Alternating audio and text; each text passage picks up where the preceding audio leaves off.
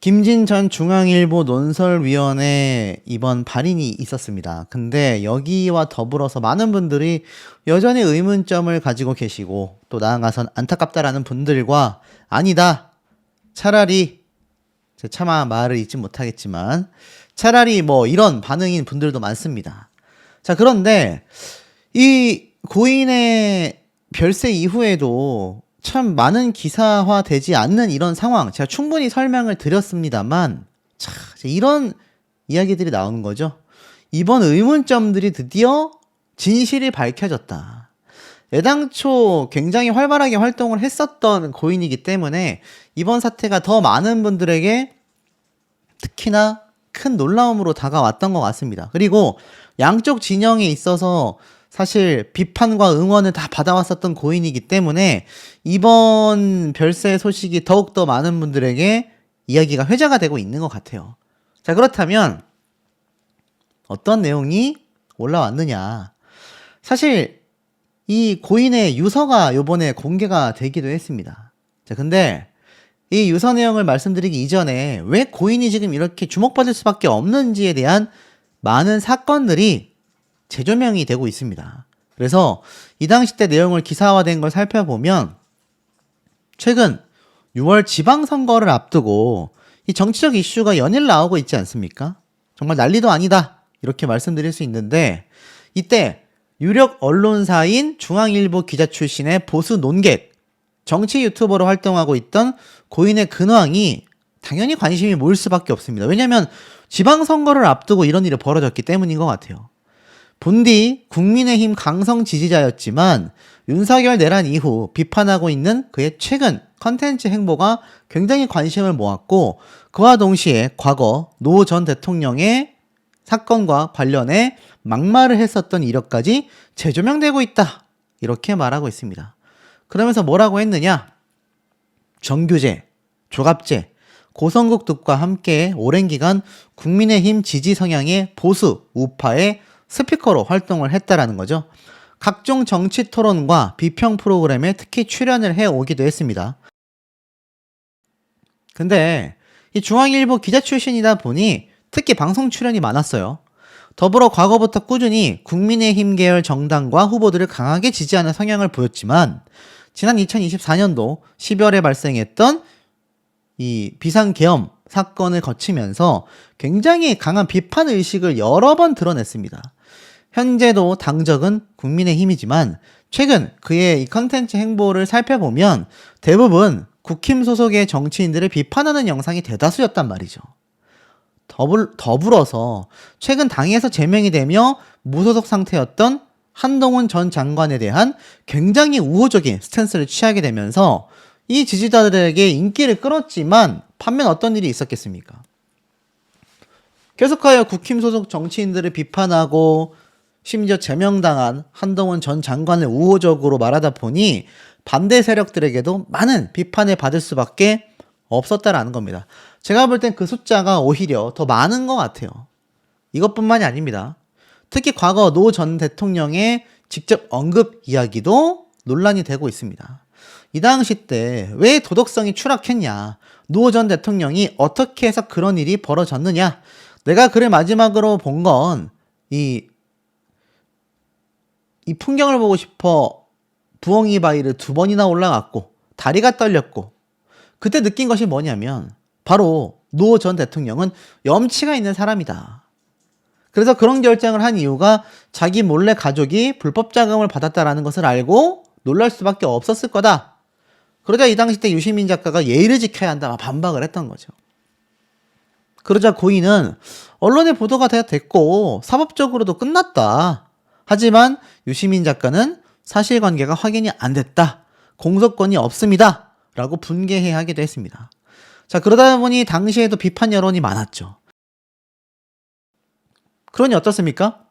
국힘의 정치인들의 비판을 하다 보니 아무래도 반대 세력들에게 지지를 받았는데 이 반대 세력들이 또 좋아할 법할 이야기가 아니라 굉장히 분개해야 할 만한 노 전 대통령에 대한 이야기를 꺼냈다 보니 양쪽 진영에서 다 비판을 받아왔던 것 같아요. 고인은 59년생의 나이로 올해 66세가 되었습니다. 고향은 강원도 원주였고 경희대 경제학 학사, 한양대 대학원 언론학 석사까지 굉장히 명문대 스펙이죠. 결혼을 하여 부인과 자녀가 있는지에 대한 여부가 확인되지 않았지만 최근 장례식장에 유가족의 아들의 이름이 공개가 되기도 했습니다. 86년도 중앙일보 기자로 입사를 해서 정치부에서 오랜 시간 활동을 했고 2006년도부터 논설위원으로도 함께 활동을 하며 최근 정치 유튜버까지 했지 않습니까? 자, 그러다 보니 지금 이야기가 많을 수밖에 없는 거예요. 야, 이거 정말 사고가 맞냐? 의심스럽다. 또 어떤 분들은 사고가 맞으니까 그만 좀 확대 해석했으면 좋겠다. 여론이 계속 뒤엉킬 수밖에 없었다라는 겁니다. 근데 드디어 안타까운 유서가 공개가 됐습니다. 자, 여러분, 유서가 뭡니까? 보통 유서가 이제 뭐 이런 사고가 생기신 분들은 대부분 작성을 해두는 경우가 많죠. 근데 고인의 유서가 공개가 됐습니다. 자필이 맞는 것으로 확인이 됐다고 해요. 이택수 리얼미터 대표가 유족의 동의를 얻어서 SNS에 공개를 했다고 합니다. 일단 우리가 내용을 한번 좀 살펴볼게요. 세상을 향한 유서라고 되어져 있습니다. 제목부터가 굉장히 고인의 스타일과 유사해요. 개인적인 사정, 불안감으로 삶의 동력을 잃었습니다. 스스로 마감하고 미지의 세계로 떠납니다. 저는 평생 언론인과 평론가로 활동했습니다. 틀린 사실과 잘못된 논리가 혹시 일부 있었다면 사과드립니다. 부족한 저를 응원해주신 모든 분께 감사드립니다. 대한민국에서 태어나 인간 삶의 본질을 보다 가까이서 목격할 수 있어서 행복했습니다. 구조 관계자분들께는 죄송합니다.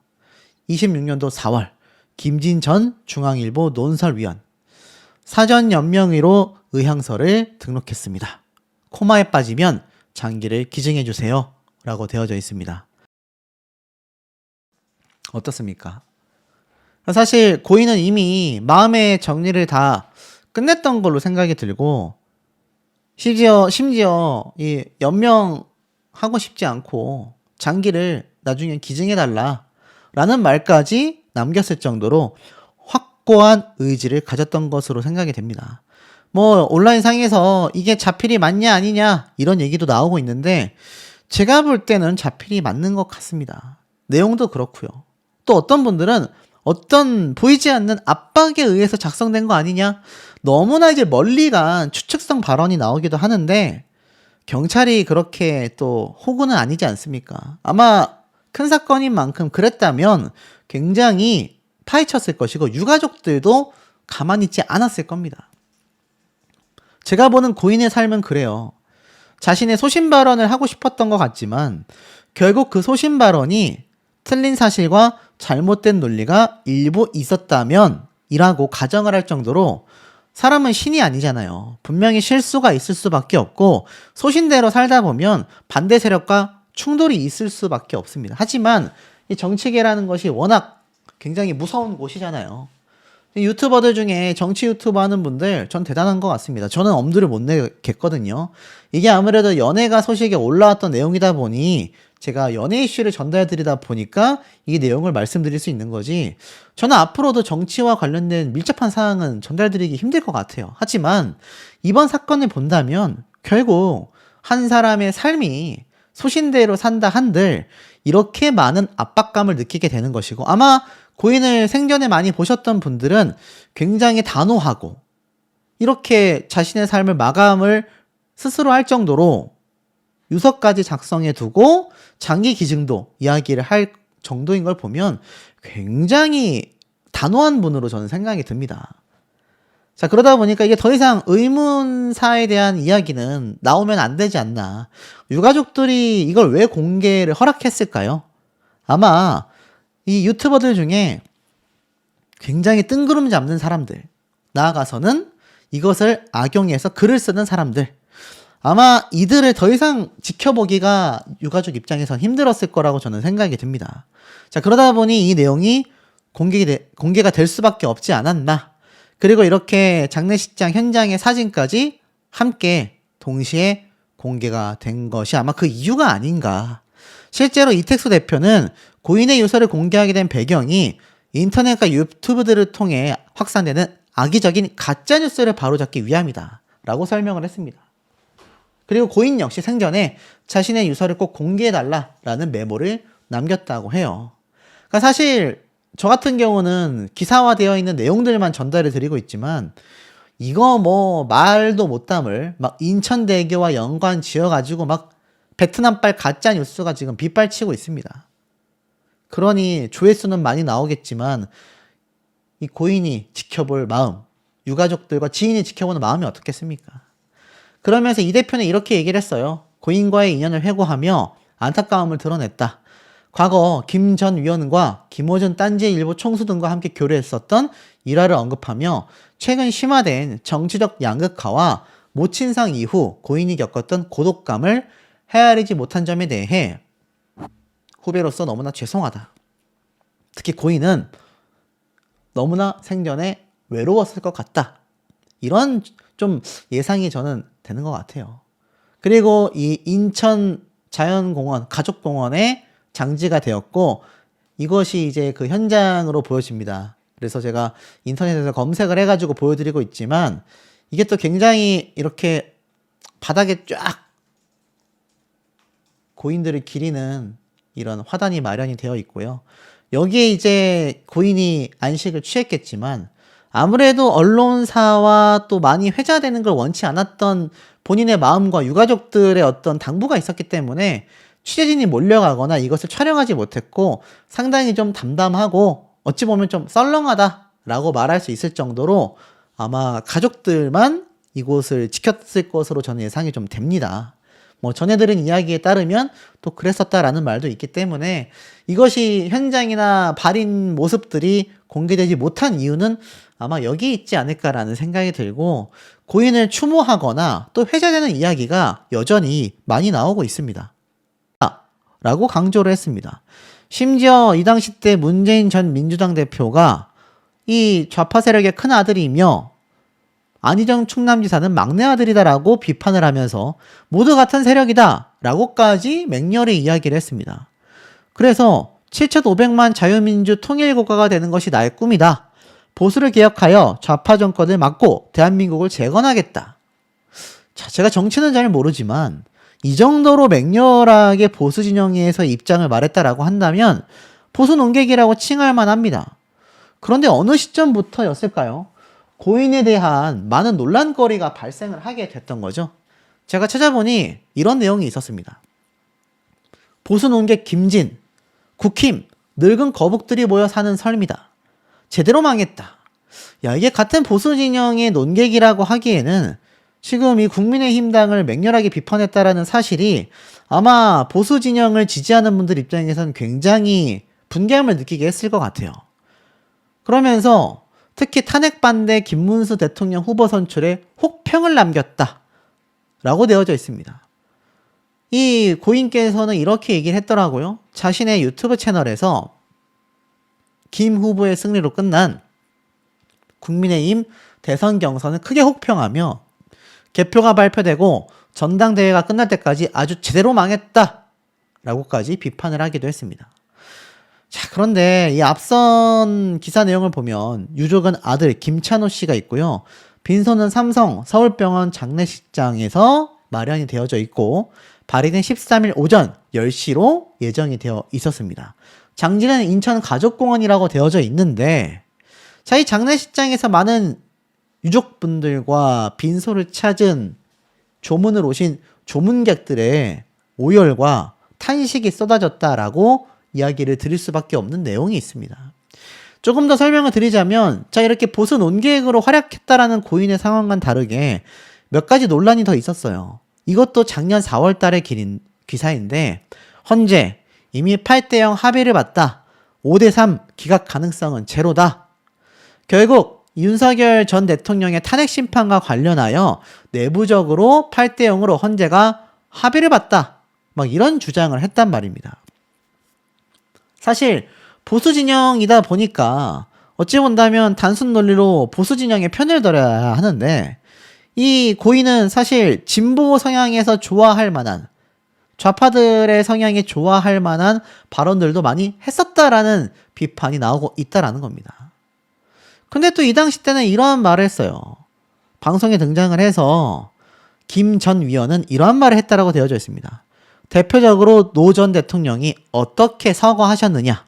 자기 몰래 가족이 640만 불법 달러 자금을 받았다라는 것을 알고 굉장히 상실감을 느꼈다. 그래서 큰 부끄러움을 안고 억울하게 사과를 하였는데 민주당은 그걸로 일종의 경제적인 혜택을 받은 사람을 종로에 딱 공천했다. 상당히 부족해 보이실 거라고 많은 분들이 생각을 하실 것 같아요. 여기 보면 몇몇 언론사에서만 장례식장의 현장과 소식을 전했을 뿐 그 외에는 별다른 언론사의 어떤 활동이나 또 다른 이야기가 없는 상태라는 겁니다. 자, 그러다 보니 많은 분들이 궁금해 하세요. 아니, 아무리 그렇다 하더라도 우리가 기억하고 있는 이 고인은 불과 며칠 전까지 활발하게 방송 활동을 했는데 아무리 이런 논란들이 있었다 하더라도 어떻게 갑자기 사람이 그렇게 황망하게 떠날 수 있느냐 궁금해 하시는 분들이 많으실 겁니다.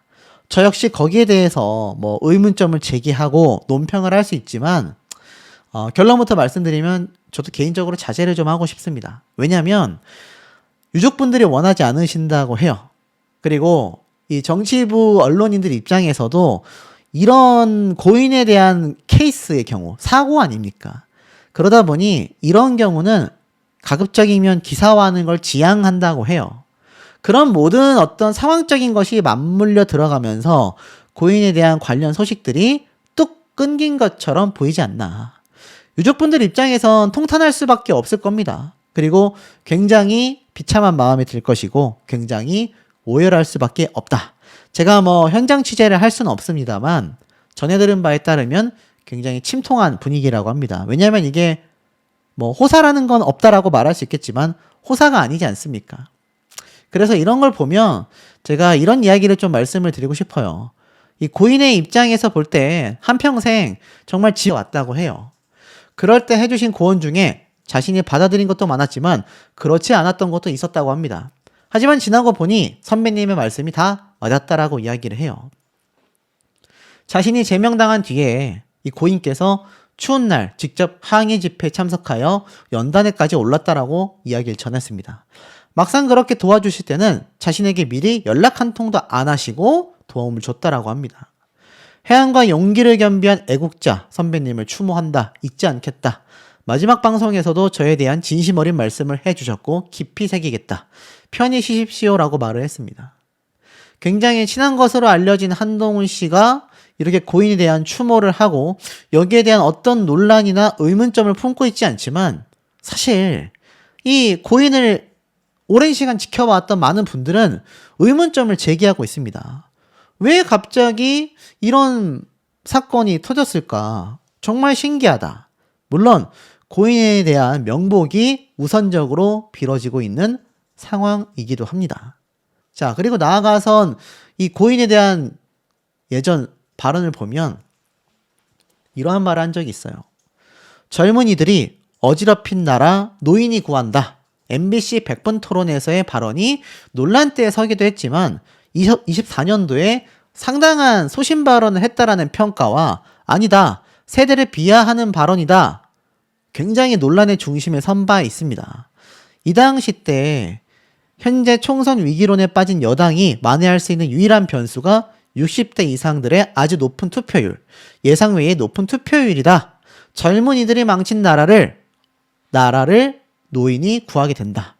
이건 고대 그리스 때부터 문구가 적혀 있었던 게 아니냐. 이렇게 말을 했습니다. 자, 그러다 보니 이 당시 때 이제 좀 젊은 세대들과 많은 충돌이 있긴 했었죠. 그럼에도 불구하고 소신 발언을 했다라는 평가를 받기도 했습니다. 물론 세대 갈등과 분노를 일으킬 가능성이 지금 뭐 사실상 엄청난 애도의 물결이 빗발치고 있습니다. 그리고 많은 분들이 좀 의아해하는 부분이 어떻게 직전 날 바로 며칠 전까지 끊임없이 활동을 해왔었는데 왜일까? 뭐 어떤 분들은 정신적으로 많이 힘드셨다라는 이야기가 있더라 라는 말도 있습니다. 아무래도 소신 발언을 하다 보니 상당히 좀 많은 부분에 있어서 심적인 부담감이 있었던 걸까요? 그런데